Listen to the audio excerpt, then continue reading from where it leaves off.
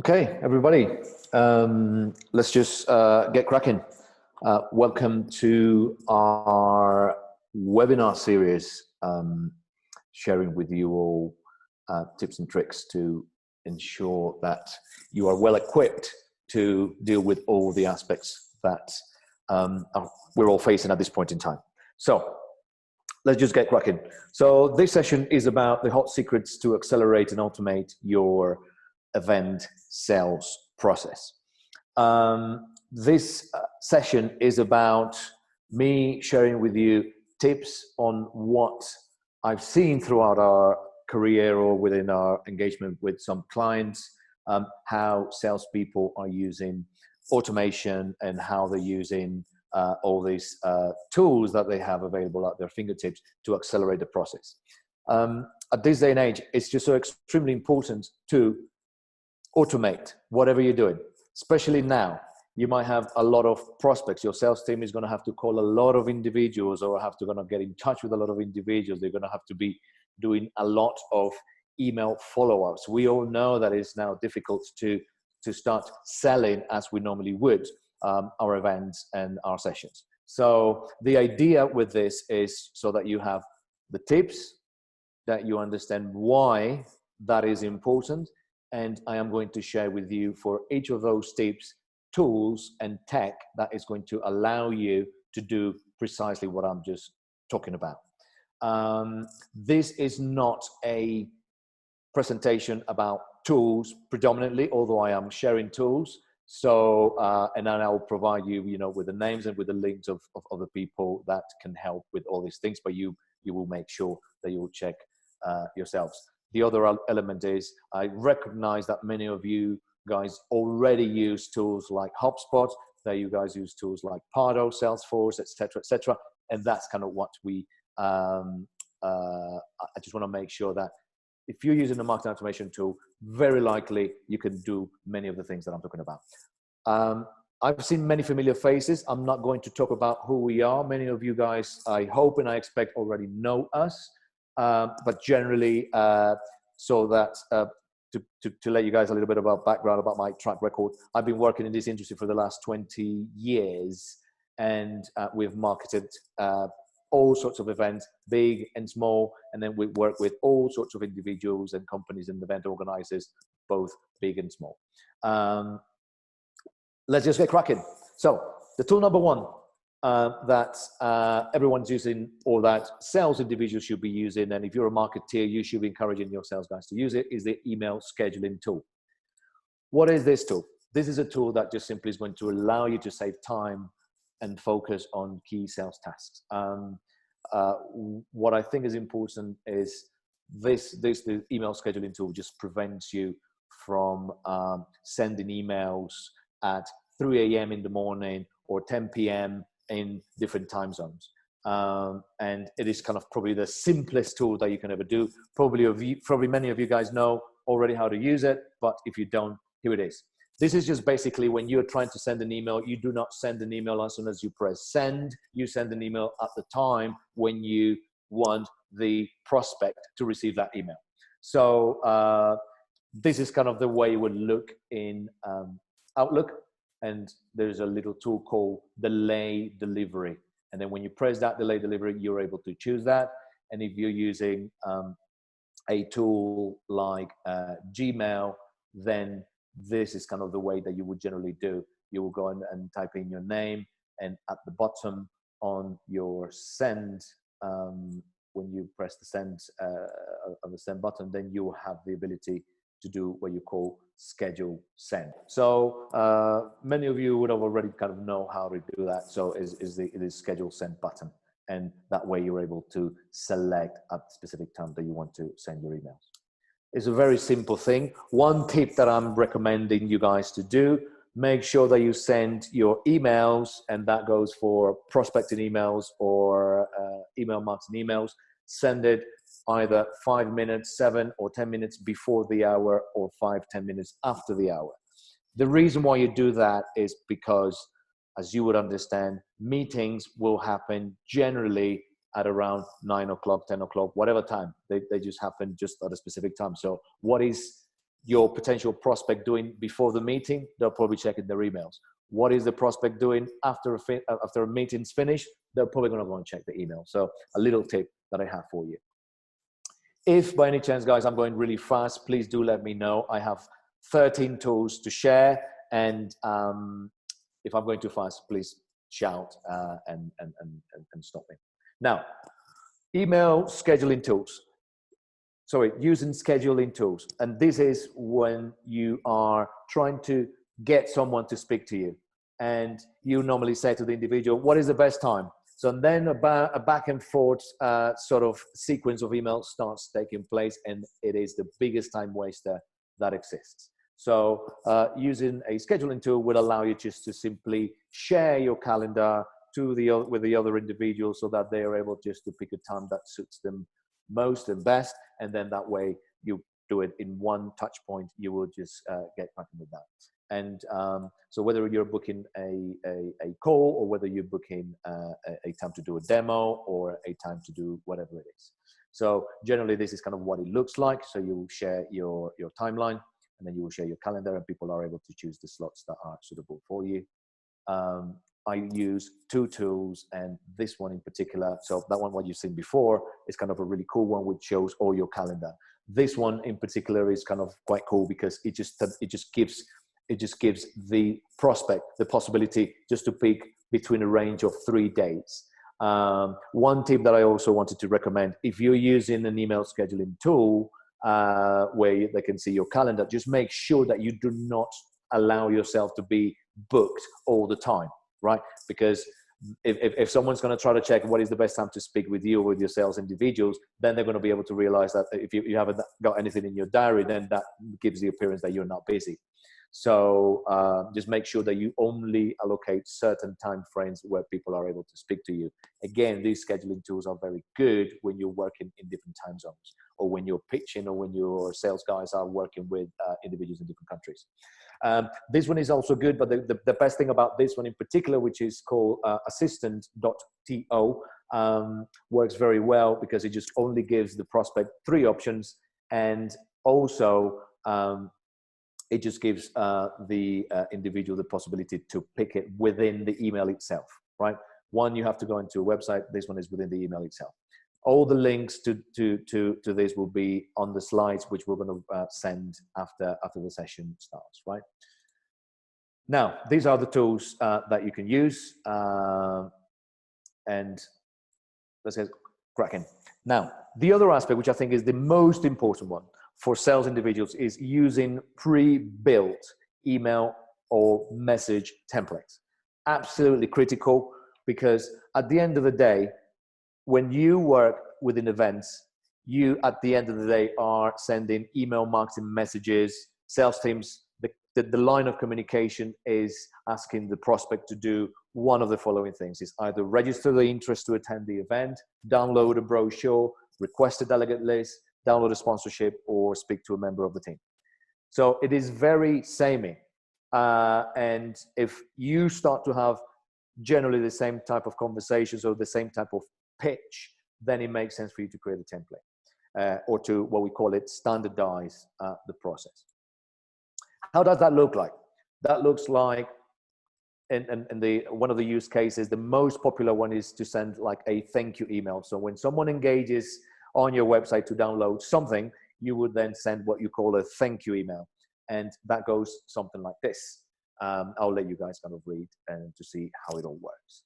And whatever you see in brackets is what would allow you to customize and to personalize. So when you're using your database or elements within the personalization aspect within your email system or within your automation system, you can simply replace the element. So whether your downloads are being followed up by a sales team, or whether it is being followed up by a marketing member or by a subsequent email, you can then start automating that. By the way, the intention of this sample here is just to show you, just to give you some context. It doesn't necessarily mean I'm right or wrong on that, but just it's just for the purposes of illustrating the process. This is another template which it's been used kind of out there, pretty cool, and I really wanted to share that because a lot of sales individuals here use LinkedIn to do outreach. And this was one that was sent to me via LinkedIn, which I think it's pretty cool because it's just short, to the point, and doesn't kind of beat about the bush. So I like that one. So just make sure that whenever you're using anything on LinkedIn, you can also use templates, right? Now, there are tools that would integrate with LinkedIn so that you can do all that stuff, or you can use the old simply Word document with your template that you simply copy and paste and personalize as you wish. So this one's on LinkedIn. This one's one which you can use to do your marketing outreach, or sales individuals can use that to do their cold outreach too. And again, it goes something like this. You know, we're bringing together selective industry because you want to really personalize aspects and you want to explore topic 1, 2, and 3, and you just like to get them to join. And then you just specifically talk about all those elements. Yeah, that works pretty cool when sales guys literally are doing an outreach for 10, 20, 100 specific individuals that they've spotted somewhere. And so you can just literally use those templates to personalize accordingly. That's fine. These are some tools that would allow you to do that. Some of these tools are free, some of these tools are paid for, but the point that I really want to highlight is that you don't really, for you to use templates, you do not need tools. You can use the old Word doc or Google Doc template or a notepad that before you start your outreach, or before your sales guys start their outreach, they can just basically have all those templates readily available to you. It is great if you can do it from within Outlook. It is great if you can do it from within Gmail. But again, this is not a tools session. This is just a tactic session. The tools is just more as an add-on that that I'm kind of sharing with you guys. Okay. Using the pre-built snippets. The difference between an email template and a snippet is that in some cases, a pre-built email template is the whole thing. A snippet is just a piece of information that you will place within a piece of email or a response that you're doing. And this is kind of more like you guys all been in this situation where the prospect either sends you, can you send me the details about the brochure? Can you tell me how much does it cost? What are the deadlines? And all that sort of stuff, which is like pretty standardized. And it doesn't matter what is the context of the email that you're writing about. You might just really need to pull a snippet of prices, or you might want to pull the snippet of the event brochure with a link to the landing page or stuff like that. And snippets are pretty useful just to, again, to get accelerate the process. Again, as I'm saying, the tools that you can use are like, you know, the good old Word docs and G docs, or HubSpot SalesLoft also does it really well as well. Now, this is kind of when we start getting a little bit more advanced. And if a sales individual, you know, generally what tends to happen is that if you're doing some outreach, whether it is from marketing point of view, whether it is from the sales point of view, they say, please contact Mr. Super Prospect.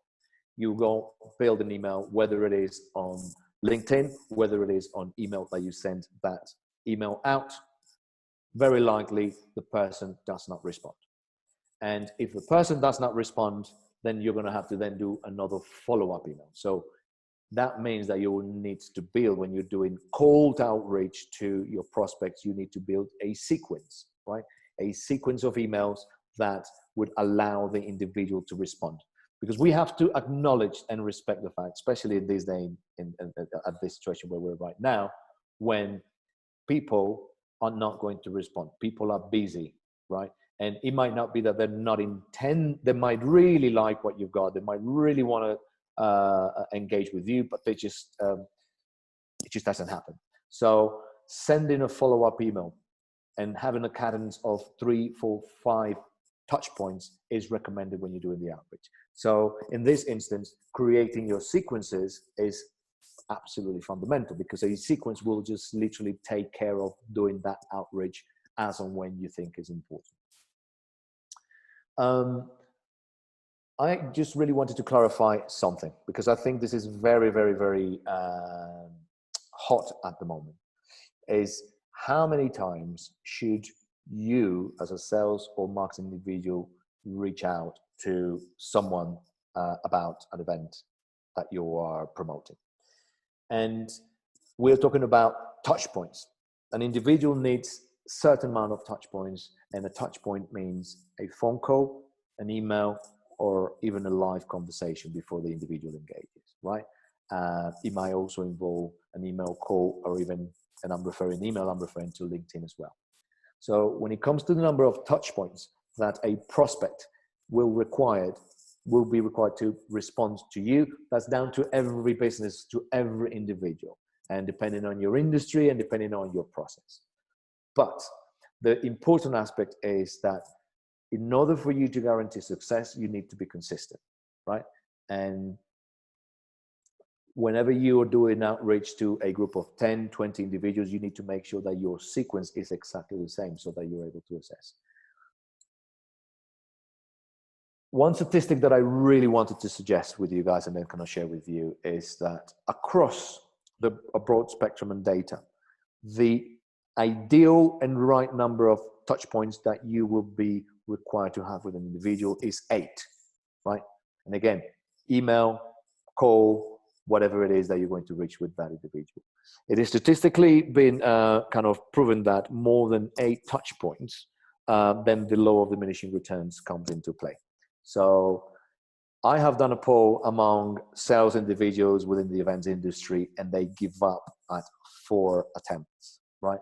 So if you're a sales individual in this call, just make sure that you can probably define that yourself, what makes you feel comfortable, but I just really want to put this into perspective. If you're a marketeer, then try to understand. I think marketeers generally will do more, because whenever you're promoting an event, you will send probably between 6, 7, or 8 emails to some individuals and some prospects and some individuals around the life cycle of the event. What it is not necessarily understood is how many touch points, because very likely you're passing the click-throughs to your sales guys. So you've done probably 1, 2, 3, whatever number of touch points, and then you pass it on to the sales teams so that they can do their own thing. So it might well be that if your sales guys are doing 4 touch points before they disengage, or basically they put that guy into the forget about it pot, they would have received previous touch points. So marketeers, you need to be very, very clear and understand how many touch points a prospect would be required to before they engage with you. And then obviously we're talking about selling. We're talking about selling tickets at this point in time, joining webinars or joining virtual events, or whatever you guys are doing at this point in time. Very important. Now, I already kind of covered this, but what I really wanted to kind of to highlight with you, whenever 8 touch points, it is extremely, or 9 or 4, it is extremely important that at every stage of the way you are adding value. Whether it's marketing or sales, you need to be adding value. You might be asking the person to take the next desired action, but if they choose not to take the next desired action, you need to give something back, either a statistic, a blog, an article, a thought leadership piece. It doesn't have to be yours. It can be from your sponsor, or it can be from anything else that you find among the industry. Yeah. So yeah, this is kind of where the cadence and the sequence will work pretty well. So this is kind of something that I just really wanted kind of to share. This is a very simple 3 touch point sequence. And I'm just talking about the hot lead sequence, right? So what is a hot lead in our events, in our field? A hot lead, many of you will think that a hot lead would be a click-through. For me, a hot lead is a download. For me, a hot lead is someone that actually sent an inquiry. For me, a hot lead is someone that's downloaded a brochure, or someone that's a hot lead is someone that just come to your website more than 5 times in a period of a week. That is a hot lead. So this is just an example, which I call it first touch point, day 1, when either your automation pings you back the lead, or whatever rocks your boat, and how you determine a hot lead. First touch point, you send them an email and then you say, you've shown some interest. Hello, Mr. Prospect, you've shown some interest in our event. Was there anything that resonated with you? Is there anything I can help you with? As a value connection, if you registered today, blah, blah, blah, blah. Then the second touch point, then you will do 2 days after the first touch point. And in a way you will say, are you coming? Yes or no. And it might well be that you keep short to the point. So, hello, Mr. Prospect, are you planning on attending our event in whatever date or in whatever city? If you are, you can process your registration here and reply to this email and process the registration for you. You will notice that this one is very soft. This one is now more trying to go for the kill, so to speak. And the third touch point can be done either 1 or 2 days after the last touch point. And generally, we'll recommend doing a phone call, right? And just simply asking the question, are you coming? In essence, it's a 2.1 version of are you coming that you've done via email, but this is just the phone call that you will do with the individual, right? The way that we normally advise the sales teams that we work with is that you just do it short to the point, because they already have heard about the event. They would have already engaged with you. So you just basically could just simply go straight and remove any type of pitching that you're doing. You just want to make sure that you A, receive and read the previous messages, and B, if they're going to come or not. And if they're not going to come, then you're going to have to put that into, okay, you respect that, and then you just take all those that individual from the sequence that you got. I think one important point to remember, the whole sequence for hot leads in this case needs to end within 1 week. This activity will entice people to respond directly to you and make sure that you acknowledge that that's how they're going to respond accordingly. And anyone that says that they can come, as I said, you just put them out of the list. Yeah. This is a sequence that's generally in between passing that over to the sales teams, or in some cases, marketing departments will deal with that directly. Whatever you do it, you can build an automation sequence that's going to do precisely this.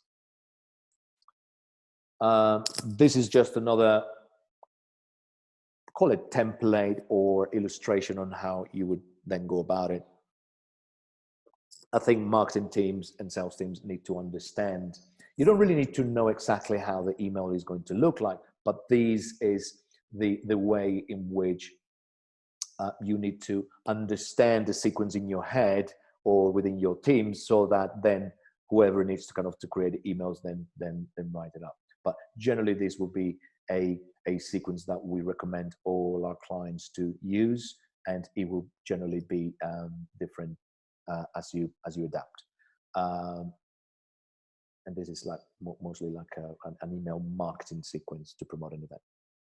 At least 7 emails you need to send within the life cycle of your event. But yeah, good. Now, when you need to automate this, yeah, marketing people do this manually. Every week, every other week, you start preparing all that. The way, the real big difference is that if you are able to understand how the whole sequence of email communication is going to work, and if you have the ability to pre-build these templates, that is a massive, massive help. If you're in sales, you're going to build that. That is going to be a massive, massive help. The aspect that I recommend, you do not need to know, because many people say, Ricardo, but we don't know. Events change. New speakers come in, big hitters come out, all that sort of stuff. We're not going to know everything 10, 12, 16 weeks before the event. I recognize that and I understand that. But it doesn't matter. You still can schedule the sequence so that it goes whenever you want it to go. But before that email goes out, that means you still need to be aware of when that email is going to be sent. You just make the adjustments and the amendments as and when it's required. But at least you would have done 80% of the work already. So generally, instead of taking 3-4 hours on a Monday or on a Tuesday before you prepare the email, you would just basically take an hour to update, just to validate, to double check and sanity check, and everything will take care of itself. Oopsie. Okay. So, you guys still alive? Let me know through the chat panel if you guys are still bored. Now, this is something that I think is, for me, personally has been a game changer, and should be and has been a game changer for teams that are using kind of automation systems, because the live prospect reporting is extremely useful. What is live prospecting reporting? You guys would have seen that on Outlook. You guys have the read receipt message and an aspect that you would know, okay, Ricardo's read this image, Ricardo's read this message, etc., etc. But this is very useful because when you use marketing automation systems, then you can track all this about who's checking your email live, or who's receiving information live, who's reading that pricing email or that proposal that you've sent. And the live prospecting is pretty cool because it allows you to understand who's visiting the website at any given time, who is downloaded or just downloaded certain specific things, and also it would allow you about heat maps and where individuals are engaging with you. This looks something like this. This is kind of personally one of my own. I use HubSpot to do my sales process and everything. And this, like for instance, will tell me everyone that has just taken specific actions on the site. Yeah, whether it is website activity, whether it is email activity, whether it is proposal activity, whether it is anything, I am able to see the whole aspect. So if you're in sales and if you're pitching to, or you're sending out rich emails to about 60 people in one day, it would be very useful for you to know if either one or two or whatever number of people, or who are the individuals that are actually reading your email, they've taken the action of checking the site, they went to the pricing page, and then that's going to actually help you prioritize the work that you do.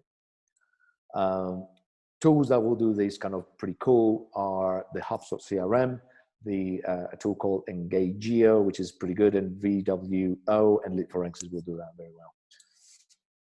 Now, we're talking about sales, and we're talking about automating and accelerating the sales process. One of the most painful things for sales individuals out there is the building of proposals. This is very particular for individuals in exhibitions. It's very specific for individuals in sponsorship. Every proposal is somehow adjusted, but generally you're trying to sell the same type of value, whether you call it the value packaged in 1, 2, 3, 4, 5 different ways. And building proposal is where kind of the sales individuals will spend an hour, 2 or 3 after work building this proposal so that they can send them out. So if you have the ability to build a proposal fairly quick, pretty much using an automated system or using a template system, then you're going to have a strategic advantage, because this is the way that we perceive this, and this is the way we've seen it. The quicker you can get the person to say yes, the quicker you get the person to accept, sign, or pay, the delegate ticket, the sign on the sponsorship contract, the better. And you are really wanting to avoid these sales slumps.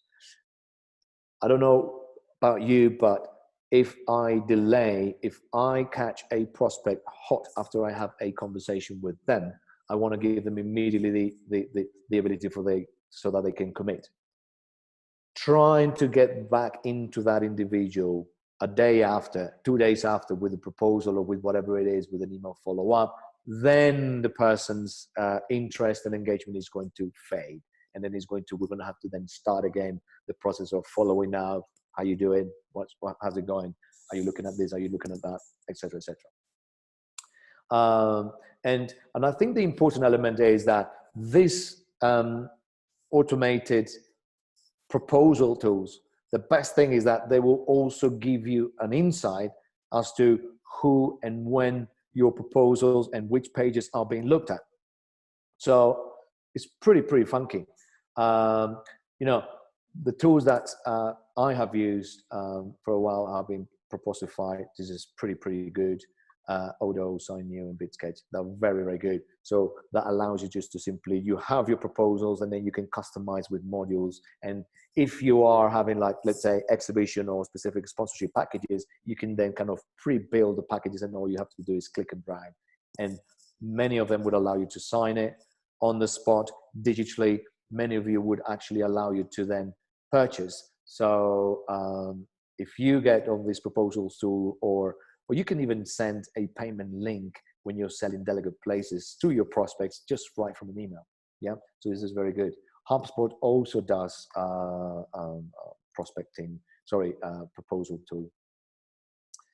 This is the number 8. It's the one that, like, I don't see many event individuals using, and that is the lead scoring. I don't really need to tell you what that is, but it is pretty damn hot. And if you're not using it, you're really kind of doing the old school way. If you're still sending click-throughs to your sales guys to sell, nah, you're a little bit of old school. You need to rethink this process, to be honest, and respectfully. So the lead scoring just simply allows you to prioritize the follow-ups. How many times it happens that you as a sales individual receive a list with that you receive a list of 100 prospect, 500 prospect of click-throughs? A sales guy gets really pissed off with this. But if you actually, yes, if you still feel that you want to send them the list of 100 prospects or 200 people that attended a previous event, okay, send them that. But also combine that with the lead scoring. So, and that is what's going to allow that individual to go for the low-hanging fruit or to engage with the hottest prospects among your whole list. So again, why is important? This is obvious. Prioritization, saving time, and focusing on real sales opportunities. Because as people start hitting the lead scoring, excuse me, then that is the time to engage with them. Remember, all the inbound sales, inbound marketing is about catching people when they want, not when you want, okay? So the more you're aware, the more insight you know when they're ready to have a conversation, when they're ready to engage, the better. That's what's going to give you the upper hand. And that's a reference. And again, you guys can have that. This is like a potential lead scoring, call it cheat sheet that you guys can use, okay? Stacy, thank you for your question. I'll answer your question towards the end if that's okay. Now, tools that can do that, you can see them there. Now, I think this is an obvious one, but I am catering for everyone in this instance. And obviously, the LinkedIn Sales Navigator is a must. Again, if you're not using it, if your sales guys are not using it, then you're being a little bit of an old school. Now, I understand the Sales Navigator costs money, but it is a really good way of investing your money, especially if you're hooking Sales Navigator with other tools. That would be amazing. But again, if you don't use Sales Navigator, use LinkedIn. That's kind of just important. So why Sales Navigator is important? Because you really want to be able to reach the right decision maker, right? And LinkedIn Sales Navigator will allow you to then follow particular companies, follow particular activities within certain individuals that you want to make sure that you're aware, so that gives your sales guys an opportunity to engage.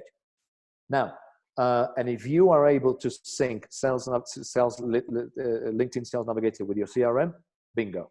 And then I think among sales individuals, I have never ever met a sales guy that does not use LinkedIn to try to find a prospect, to try to catch their fish. Yeah, the Navigator is pretty good. There are some tools out there that would allow you to bring the information from LinkedIn onto your CRM. More specifically, there are actually some tools that would allow you to build your outreach campaigns and everything within the Sales Navigator. So it's pretty funky stuff. There are tools that would allow you to, a lot of marketeers and event organizers use a tool called Scrap that helps you kind of scrap, names and emails of individuals to do their outreach. So all these tools integrate among themselves. So this is pretty good. Okay, number 10, using video to do your outreach. And I think many people are not doing this, and I think this is the time to do it, honestly. And if you're not doing it, you're missing a big point, because using video, it will allow you to engage better your prospects. It will differentiate you from the competition. I mean, I don't know how many people, how many of you have seen on LinkedIn all the commentary about individuals that are getting really pissed off about sales guys trying to do their outreach in the same similar way, trying to be a little bit cold, trying to be a little bit non-understanding that we're facing through the hardest periods of our time in our industry, right? So this is the time when sales individuals need to become innovative, show that they have a bit of a heart, and show that you want to have that personable one-to-one conversation. And then I think video is what's going to allow you to do that. Many of you would have seen that I've sent you guys a follow-up, and that's my that signed up to the mastermind group, that I've sent you guys a follow-up with my thoughts on video that I embedded into an email. This is becoming extremely important as part of the sales process. If you're in marketing, to engage with potential people, to build marketing partnerships, to engage with individuals. Because remember, marketing partnerships are no longer what they used to be many years ago. Now they are extremely important. And in many cases, you're going to have to engage, guess what, with influencers, and influencers that are very comfortable sending videos, that are very comfortable using Twitter, that are very comfortable using other tools to communicate. So you're going to have to engage again in the same way. But the important aspect that I think is using video for sales, right? For sales follow-ups, for sales outreach, is that it allows you to share. In some cases, putting a lot of stuff on an email is just very cumbersome and very time consuming. It takes a long time. But when you use video, you can provide your message easier. You can portray the value add of whatever you're saying or whatever you're selling better. And I think it's definitely a much better way to communicate. More importantly, remember, many people are using their phones now at home. Sorry, they're reading their emails at home. When things get better, many people will be commuting. Many people will do all these things. And sometimes reading emails is not kind of advisable, or it's just a whole lot of emails. But when they receive an email, they're more likely to watch a video than to read an email. The tools that exist out there that I personally love, Loom and Vidyard, pretty cool tools. You can just literally get started free. You don't really have to pay. You can do a lot of stuff with them. You can edit, you can embed on your emails, you can upload it into your tools, you can add commentary. It's just really funky. And this is probably my most favorite tool of them all. And I am using that a lot in my own internal processor, and I just recommend you guys do the same. Almost there. Number 12, using bots to take over the prospecting with messages. And this is kind of where I see potentially half of the event industry audience use it, the other half don't. But I think this is another way of gaining insight from the individuals. So what that allows you to do is just to be able to understand other type of insight from your customers. Again, if you're having a marketing automation tool, you will be then understanding engagement on website, engagement on emails, engagement on social media. But then this is now when the person is on your website, when the person is at the front door, you need to give them the ability to connect live, right? And all these chatbots are pretty cool. To me, is a game changer for our industry. Yes, you're going to get the guys that are going to complain about it. You're going to get the guys that are just trying to sell you something, and it's just another way of getting around about it. But yes, it is an opportunity for individuals that to engage with you. I personally have engaged with customers and people that just I have initiated a sales conversation and I have closed deals with my chatbots on my email. Sorry, on my website. And by the way, for clarity purposes, I am talking about the messaging tool that you normally see at the bottom right or bottom left-hand corner in on websites. That is kind of it's like a little bot and say, hey, hi. Sometimes it's my photo or sales guy's photo, or sometimes it's the photo of a bot. But why is this important? Because you want to be able to understand and route the inquiries accordingly, right? How many times you get someone reaching out to you via the contact us form, and then that takes a day. By the time the marketing team or customer services team reads it, by the time they actually analyze it and they think who's the best person to send it, a day, 2 days, 3 days pass before the prospect really actually is contacted. This just gives it to you real time, right? Every company is different, and I know some of you guys hate it, some of you guys love it. I love it, and I think it's the way in which marketing is going to be done, or engagement is going to be done in the future. I'm clicking the wrong things. Okay. Number 13, you really want to understand what are the companies that are visiting your site, right? Again, looking beyond clicks, looking beyond anything, looking beyond who has received and opened my email. The most important thing, who is visiting my website at this point in time or in the last 24 hours. This to me is game changing as well, because now these days of account-based marketing and whatever you want to call it, is just simply understanding which companies are really at my site, on my site. And having that understanding will give you the ability to strengthen your business intelligence by integrating third-party data sources, right? And it gives you a deeper understanding of your customer behaviors, right? You might not have the email address. You might not have the email address of the individual, but then you would know the individuals that are visiting your site. Okay, what am I talking about? So, and I think Vanya, you're asking slide number 12. I think are you referring to slide number 12 or item number 12? I'm happy to revisit that in the Q&A session, please. If you can explain further through the question panel, I'll go through it. And that way you're also going to be able to optimize the sales pipeline. All these tactics are intended to accelerate and to make the lives of the sales guy easier, right? So if you're a sales guy, pester your marketing team to show you how this can be done. If you're the marketing guy, just make sure you think beyond email and investigate your marketing automation platform and find out how you're going to be able to show this. Yeah. And also investigate. And then that's my role. If you don't know that this can be done, my role is just to show you the tools that would allow you to get this done. Yeah. The tool that you can use here is called Lead Space, Lead Genius, or very, very, very famously, Lead Forensics. If you guys use HubSpot, HubSpot also allows you to tell you what does that mean.